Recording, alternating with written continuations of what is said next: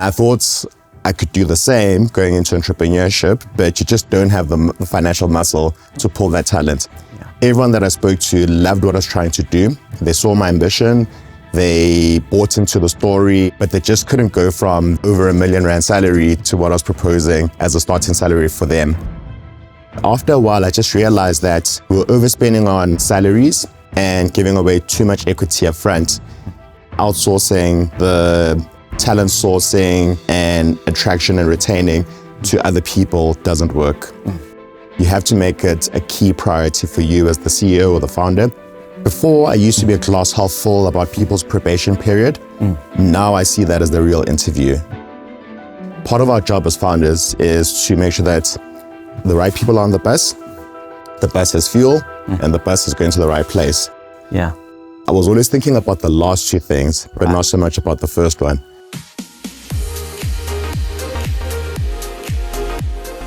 Hi, and welcome to the Founders at Work podcast, where we interview real founders and unpack their founder stories, mining the lessons they've learned the hard way so that you don't have to. My guest today is Nhlanhla Dlamini, good old friend, Fats, and he's going to be talking through scaling a manufacturing business in South Africa through COVID and rolling blackouts and such things. And so we're going to really mine a lot of gold about how do you push through and ultimately thrive when you've got those kind of difficult circumstances, and yet you've got capex and factory build outs and so forth. So Fats, welcome. Good to be with you. Thank you, Jason. It's lovely to be here. Yeah, so why don't you help our guests with a little bit of the backstory of Maneli. Firstly, give us a picture. So what is Maneli today? And then a little bit of why did you choose to build a manufacturing business in South Africa, not the obvious choice, and why pet food, and where are we today? So Maneli Pets is a pet food and pet treats manufacturer based in Johannesburg. That initially was focused on the international market almost exclusively, but now is diversified between exports and the local market. The reason I started the business in 2016 was because after living in the US and in England for about 5 years collectively, in that time, I spotted an opportunity for South Africa to be exporting more of its natural produce as branded products for those markets. Those are huge markets that have rich consumers who are always looking for the next best alternative in the food category. And the pets industry I found more intriguing than the human market because it's got more mom and pop type businesses. So it's not the oligopolies and the big corporates that can swallow you up if you try and enter, and had more margins than the human food industry. So that was the business hook that I saw, that there's a huge growing market that's looking for cool and interesting food products. And South Africa is the breadbasket for a lot of those cool proteins. Separately from that, I also wanted to create jobs. My master's in international development at Oxford was focused on youth unemployment in South Africa. That's how deeply I care about the topic. And I'm trying to solve that problem through the business. Yeah. So we started the business in 2016 with the focus on exporting venison, ostrich, and crocodile pet treats to the US.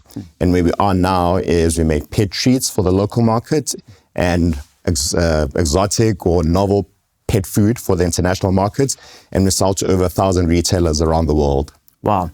You know, it's not often I get to share the mic with somebody who shares my passion of youth unemployment on this continent, in this country.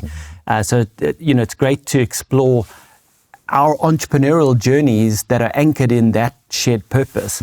And so I just want to pull in one or two threads in your backstory over here, because a couple of things came together for you. So one is that purpose, but two is a lot of really strategic thinking about how do you pursue that purpose. And you can really see your McKinsey and, your MBA background coming in there, evaluating at a macro level the kinds of opportunities that would enable export against South Africa's comparative advantages and enable therefore a good business opportunity. So you can see how you honed in ultimately on the category that you did. And it seemed off the bat like a really prime opportunity. A lot of the right ingredients were there. Okay, Good. And a snapshot of Maneli today. You gave us a little bit about number of outlets in international markets. What's your kind of factory floor area, headcount, that sort of thing? Yes.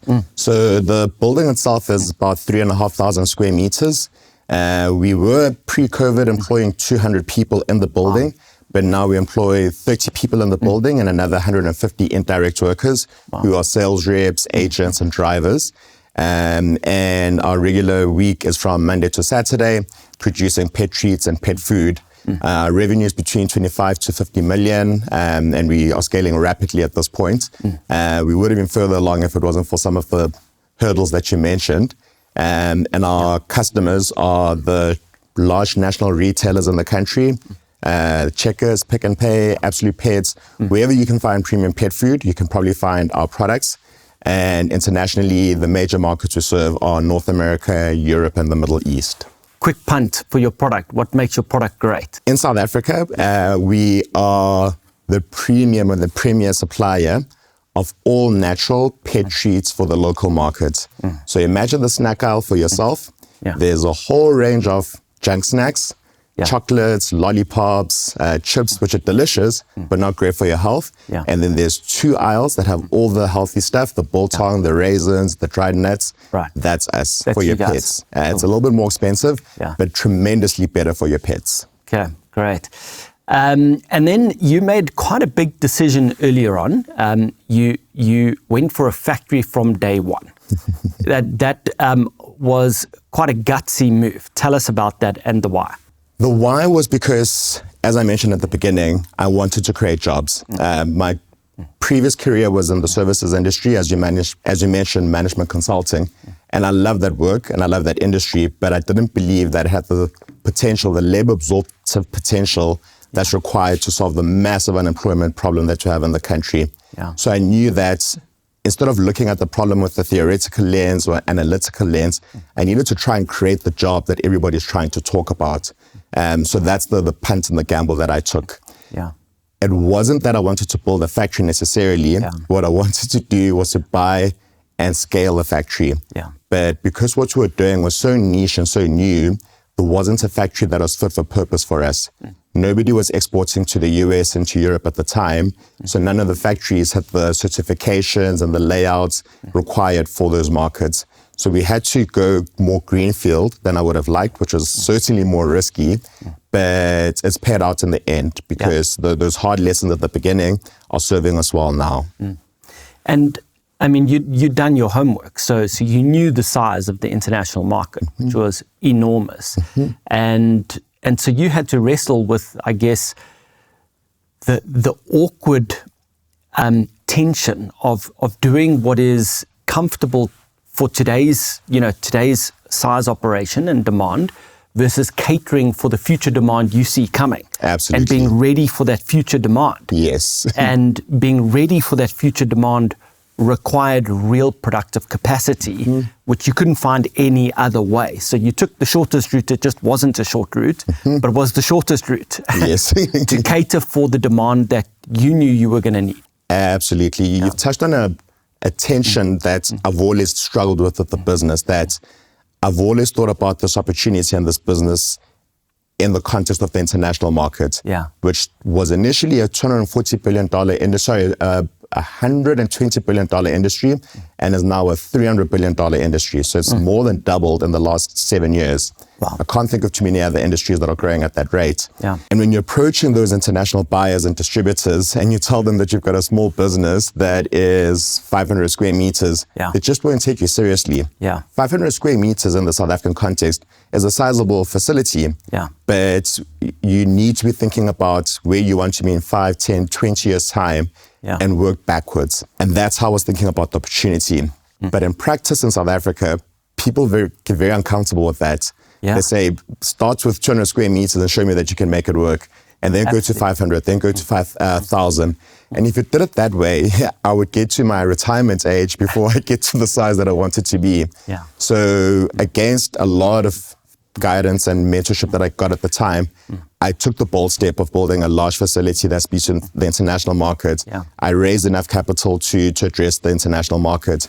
And a lot of people balked at that, but I'm glad we did, because whether you start with a small business or a big business, you'll be dealing with many of the same sort of headaches. Yeah. So I'd rather be playing in a big field and solving problems than playing in a small court and solving similar problems. So it's so interesting that there are many ways to skin a cat, in many ways to kind of decide what scale next and next and next, you know, what milestones of scale to go after. But you were very purpose-led. You know, it began with the mission of youth job creation, and therefore we have to be in international markets and exporting our produce. And if you're going to export into international markets, they have to take you seriously. You need a facility they can take seriously. And if you don't, it's a non-starter. And that just means this is what we've got to have. Yeah. It's very interesting how that kind of from purpose, it cascades all the way back to that tough decision, which of course next means you've got to, you know, you've got to have quite a significant operation up and running really well from a non-manufacturing background. As an individual founder coming from services, you had to rely on quite a lot of strong talent on the journey. Tell us a bit more about how you thought about getting the right talent on board from the early days. And given that you have no background in manufacturing personally before then, how did you find and then afford and actually, you know, win that talent onto your team? Yes, that's a great question. I'll get to it in 30 seconds. Sure. Just one bridging step between the idea and the big factory was that I spent a year as a one-person business in a rented facility, probably the size of the studio, where I was buying raw materials from various abattoirs and creating product myself. Right. And sending it to various distributors and importers around the world for them to validate the proof of concept or the idea before raising capital. So you prototyped well? I prototyped, yes, Yeah. and for a long time. Yeah. And that's important for a lot of people that are thinking of this sort of journey, Yeah. that you need to have deep proof of concept before spending other people's money. Yeah. That's such one important bridging step in my story. Then in terms of finding talent, and that has been a perennial challenge for the business, I come from a world before where, and I think that's true in most businesses, talent is the magic sauce. You can't compete, you can't out-compete without having the best people. And in that world, my company also had the budget and the balance sheet to attract the best talent.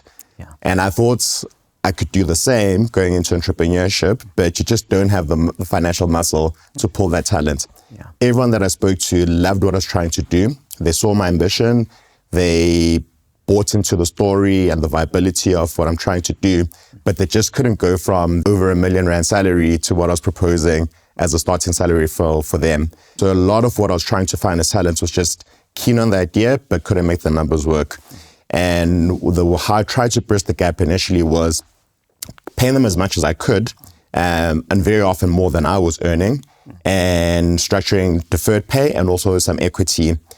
That served us well to a point, but after a while, I just realized that we were overspending on salaries and giving away too much equity up front. And instead, what we've done in the second half of Maneli's existence is I've had to go find talent at the source as opposed to finding it at the end of the funnel. And I'm now, and have been for the past 4 years, investing a lot more in fresh talent straight out of university, which is a far greater investment in time and upfront investment, because they are pretty raw at the beginning, but they've got the intrinsics. They can absolutely learn, they're dynamic, they're sharp, they're inquisitive, but they need you to teach them all the basics, the client skills, the problem solving, the people management and everything else. So what you get out of them in the first 1 or 2 years is less than what you get from a seasoned, experienced operator. But by year 2, year 3, they're operating at pretty much the same level, but not at the same expense as what you would have had. And because they're young and they're more keen on experience and building their skill sets, they relish on that and they really prize that as much, if not more, than the actual salary. So it's been a win-win in that instance, that if you find talent early in the pipeline and acknowledge that you just have to put in a lot more work up front as opposed to dealing with the polished diamond, then it's going to be a more fruitful journey for the person coming in. and for you as a company to sustain and keep that talent. It's a challenge. I'm not saying that this is the perfect solution, because I also have a lot of things pulling on my time, but I found that's been a better solution for us as a startup with limited resources and finding good talents and keeping that talent over time. Yeah, sure. I mean, so many emerging market founders, this is where we land. You know, you might come from a blue chip corporate background and know very well how to find top talent and, you know, work well with top talent. But then these small business realities hit home. And often it just, you know, it lands in, I love the idea, but I can't make it work for my family. Some version of that. And so you've pivoted, as, you know, more or less all of us have to finding the potential and unlocking the potential. Yes. Which comes at great investment of time and energy, and sits in tension with the idea you want to delegate more and be less involved, so you can focus on strategy and culture and, you know, long-term vision. But, you know, this becomes a different way that you're very involved in operations, nurturing young talent. Yes. But it has been the best strategy for handling this talent kind of difficulty that all small businesses in emerging markets have. Okay, so you've had to build a superpower, which I know you actually already had before coming in, of spotting potential. But then you've had to invest in a machine, you know, it draws a lot on your time, of nurturing that potential and unlocking that talent. What are your top tips to other founders and CXOs on how to do that? Take diamonds in the rough and turn them into actual diamonds in your operation. I don't know if there's a one size fits all, but I'll certainly speak about what's worked for me. I found that outsourcing the talent sourcing and attraction and retaining to other people doesn't work. You have to make it a key priority for you as the CEO or the founder, or for the top 3 managers or people in the company. So whenever there's a top 10 position or even a top 15 position in the company, I'm the person who's filtering through the CVs. Of course, we set up filters for people to, hurdles for them to get to my desk, but I'm the one who's then reading the CVs in detail. I'm the one who's doing some of the screening calls, because that's really how you make sure that there's a gel or an alignment between your values, your vision, your energy, your ambition, to the people that you'll be finally interviewing in the final round. That's not where I started. Before, like many other people, you use agents, you use word of mouth, and that works well for large branded companies. If you're a listed company and you're looking for talent, all the top talent is drawn to you. So you don't need to be doing that yourself. So I've just over-indexed and over-invested in finding talent and going really up the funnel to make sure that I'm part of that process myself. It doesn't need to be you as the founder for everything, but I'm involved in every step of it. And it will get to a point where I don't need to. There's enough top talent that I can see that task to other people. But even up until this day, I'm still quite involved in the early part of the funnel for bringing in top talent into the company. And that's the only way that you can really take control of the process and make sure that the people that are coming through the funnel and the people that are ultimately getting into the company are completely in line with how you see the company's culture and growth. There's so much gold in there, but a couple of things I just want to spotlight.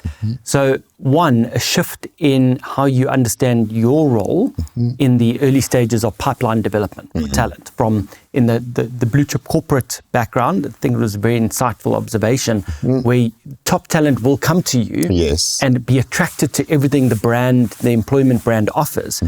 To now, you're just a small business. And so in some way, you are what they see. You are the gold that young talent comes for. And if you're not involved in the process, how is top young talent meant to make a choice for your company as opposed to other employment opportunities? So there's your role directly in the process as a marketing tool, but also as a filtering tool to make sure that you're getting the right front end of funnel, that you're going to land up with great talent. So that's quite a significant pivot from your background training in McKinsey days. Absolutely. Especially as I got more senior at McKinsey, that you just got phenomenal candidates presented to you for final round interviews. And you just thought that's how it works. I just need to wait. It's almost like being the bouncer at an elite club, that you just the final step in the process where people wanting to go into this amazing experience. Yeah. But it's quite different when you're an SME.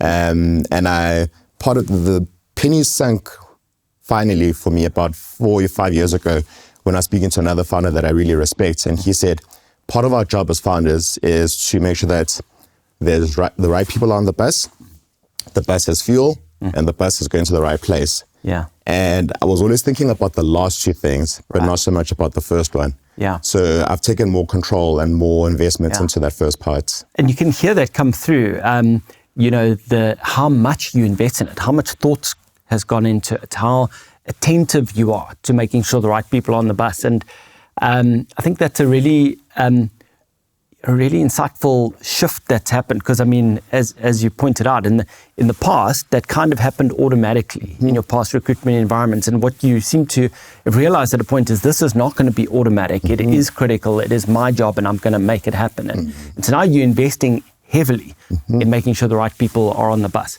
Now, I just want to balance maybe this conversation a little bit, because I'm sure not everybody in your company is a fresh grad. You've got kind of a manufacturing operation to run. So what are the key roles where you have made sure you've got great experience in those key roles? Yes, no, you're dead right. There's certain roles there where experience and an old hand is really important. And we couldn't experiment with young talent in those sort of environments or roles. Finance is one. HR, the process and systems is another one. You can't have somebody coming in if they don't understand all the HR laws and policies, if they haven't gone through different cycles of disputes or issues, labor relations. Quality management and food processes is also another one. You can't have a young intern coming into that. And then the design and the high-level operations of the factory is another one. So those are all things where I think it to be very risky of us and irresponsible of us to be putting in a young person into that position. But once the systems are laid out, then you can bring in young people to shadow the seasoned person, and they can very quickly learn how to do that. So I'll give you a crystal example of that. The factory when it started out was a blank canvas.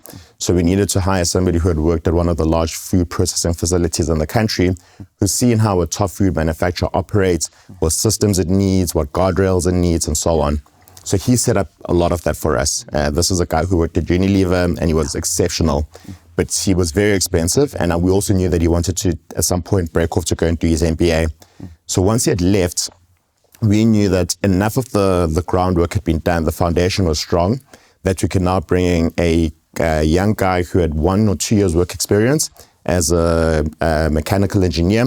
And he also wanted to learn while doing his master's degree, which we allowed. So he blended in while this older senior more manager was stepping out. And within a year and a half, he was able to essentially run the facility mostly on his own. And over time, entirely on his own. We wouldn't have been able to do that if the old hand wasn't there at the beginning. But now going forward, a lot of the systems are sort of there to allow fresh talent to come in and be able to run the facility. So there certainly are instances, and many instances, where it's important to have a seasoned operator, an old hand, a person with years of judgment and experience, versus other instances where you've got young talent. A separate example where you can bring in a rogue young talent is sales. We sell pet food and pet treats. Bring in a guy who sold razors or supplements before. So they understand the sales game, and you just give them a week of intense training. You make sure that the things that really could go wrong, you train hard on those things, that those things don't go wrong, but they'll learn on the job. And if they don't do a 9 out of 10 type job and they do a 6 out of 10 type job for the first 6 months, that's okay. That's okay. So those are just some differences of where it's more allowable, permissible to experiment with young talent versus other instances where it should be a lot more risky. Now, in these key roles you've just mentioned, obviously the level of responsibility on those people is high. I mean, in the early days, they're putting in place the foundational systems, processes, structures, and on an ongoing basis, like very big decisions are being guided largely by their wisdom and experience. Yes. What do you know, about X and Y and Z? It's not your job to know everything. How did you make sure that you found real A players for those critical roles? Because, there are a lot of people out there who want a great job and want the next opportunity, and whose CVs might look really good, but small percentage of those actually function like A players once they're on the ground. Oh my goodness. How do you go about making sure the ones you get are the ones who will function like A players on the ground? You've hit the nail on the head. And we've made that mistake more than twice in our history.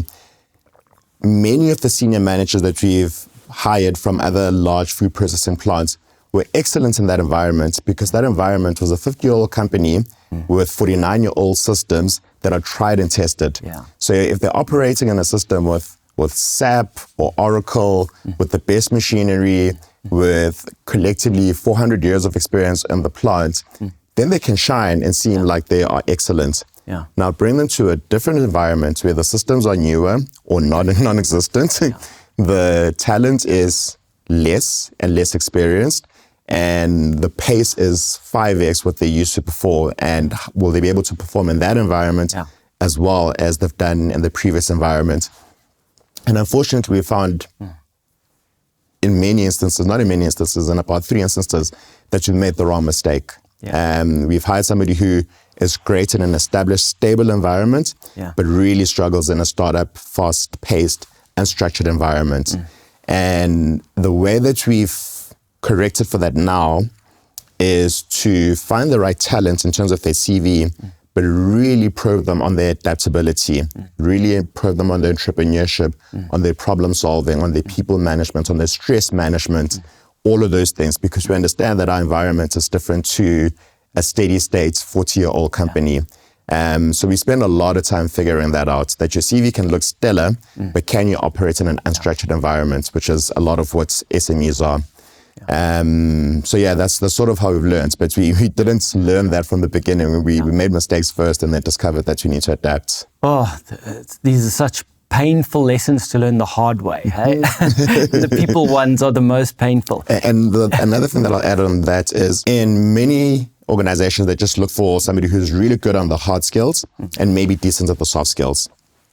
In a young formative organization, you need somebody who's equally good at those things, the hard skills and the soft skills, because the soft skills are so much more evident and play out in everyday instances than they would do in another environment. It's a new organization with a form and culture, with new customers, with new processes. So a lot of it is mediating between people. It's leading, it's resolving, it's alleviating conflict. So we put equal emphasis on those two things. And the final thing that I overlay on that is values and culture, that the person needs to be completely aligned to the company's values and culture, because the company's values and cultures are still being formed. So if you bring in somebody who's really great on everything else but doesn't align with the culture, they're going to change your culture, and then 5 years down the line, you're going to find out like your culture is different to what you're expecting because you overlooked it at the beginning. So there are a couple of areas where you learned over time, these are make or break issues when we hire top talent. Then there's the question of how you test for those things in the hiring process, because obviously it's too late once they're on the ground. So you mentioned we really probe for adaptability and for soft skills. Give us a little bit of the mechanics over there for founders who are looking for tools, processes, hacks that they can apply for similar needs. Yes. So I'd just like to nuance or take a different view on what you said when you said it's too late when they're on the ground. I see that differently. Before, I used to be a glass half full about people's probation period. Now I see that as the real interview. Because people can put out their best performance in interviews. So many people are fantastic performers when there's a job on the line. But when they are in the hot seat, that's really what you're looking out for. So I see the interview as 70% and the offer as 70% of the work done, maybe even 50, 60% of the work done. And then the 3 months of probation as the real acid test for how the person is doing. So then I spend a lot of time with the person figuring out everything you said in the interview when you say that you are good with crafting new systems. Give them a real example of crafting a new system. Even if you've got a system in the cupboard, leave the system in the cupboard and ask them, how would you come up with a new process for customer returns? Like, I'll give you a day to do it. The tires. Kick the tires, exactly. Yeah. When there's a conflict that you could probably resolve on your own, you ask them to step in and resolve the conflict to see how can they actually do it. So I almost use the probation period as the real acid test to figure out, is this person as adaptable, as resilient, as good with people as they purported to be during the interview? And if you still have an uncertain feel in your tummy about them, extend the probation period, but let them know early to say, look, we're at the 6-week mark, and at the 12-week mark, your job is meant to crystallize. I don't feel like I'm going to have enough data or evidence in that period. Don't see that as a knock on your job security. We both just need more time to make sure that this is the right fit for you and for me. So yeah, that's the real acid test for me. Yeah. The getting the job is all good and well, but in the 3 to 6 months that you're there, can we see enough of you in various instances to make sure that you are the right fit for the company and that the company is the right place for you? I love that because, I guess what you are emphasizing is that in the end, it boils down to performance on the job. And the interview, it's a proxy, right? It's a proxy, but actually it's the reality that matters.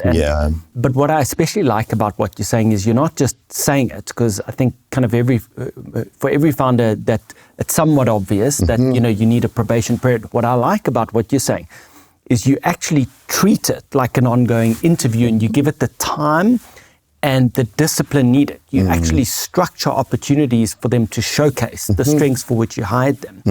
And you're observant. You're observing and you're looking for the data to convert from a probation mode into a full-time mode. Absolutely. And we do that across managers. So it's not just me. The final round is at least 2 managers that interview the candidates, and they both need to be a yes. And the probation period, the people that had the final round interviews have periodic check-ins to make sure that is this still a yes for all of us? And if it is a yes for all of us throughout the probation period, then we're good to go.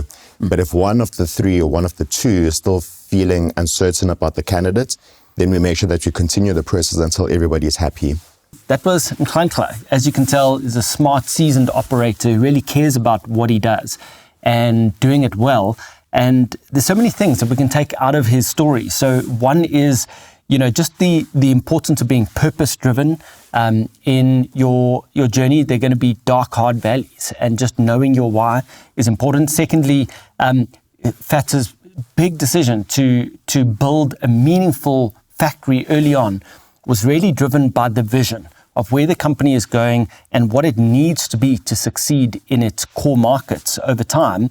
And knowing the decisions you can't compromise on in order to get to where you want to go in the end. Thirdly, navigating the awkward tension to which there are no objectively right answers, but you've got to do them with conviction, on balancing having the capacity for tomorrow and building the capacity for demand you don't have yet, but you know is coming, versus taking care of the burning fires today.